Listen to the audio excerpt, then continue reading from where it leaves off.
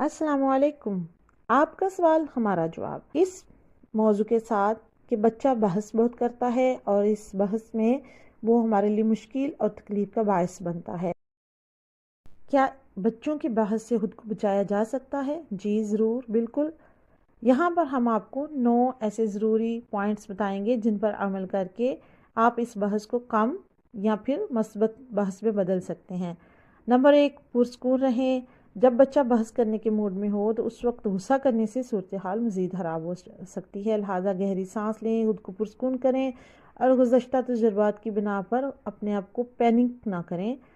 इसके बाद नंबर 2, बच्चे की बात गौर से सुनें, इसे महसूस करें, उसकी राय की कदर करें, उसको एहसास दिलाएं कि आप अच्छी बात कर रहे हो। नंबर 3, वाज़ेह हदूद मुकर्रर करें ताकि बच्चा समझ सके कि बहस कब करनी है, कैसे करनी है और क्या बात हम कर सकते हैं क्या नहीं। और इसके बाद बच्चे को ये भी मालूम होना चाहिए कि आखिरी राय या फैसला वालिदैन का ही होगा, लेकिन इन हदूद को नरमी के साथ लागू करें। नंबर 4, मस्बत रवैया रखें। बच्चा जब अच्छे तरीके से बात करे, नरमी से बात करे, हदूद के अंदर रह के, तो उसकी इस रवैये को सराहें और एहतराम से बात करना बेहतर होता है।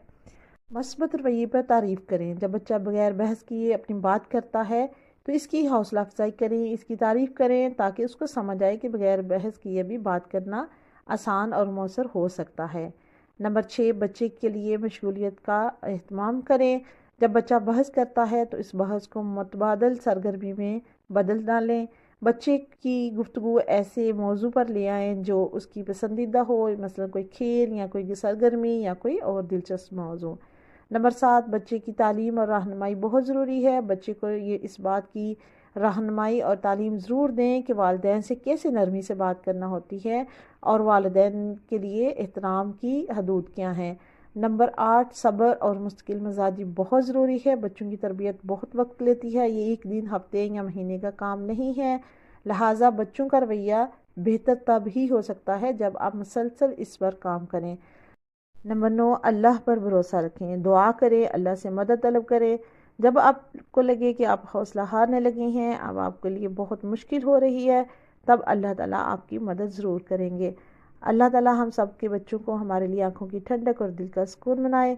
आपको इन सब में से सबसे अच्छी टिप कौन सी लगी कमेंट में ज़रूर बताएं और हमारे साथ रहे मज़ीद बहुत अच्छी अच्छी सी वीडियोज़ के लिए। अस्सलामु अलैकुम।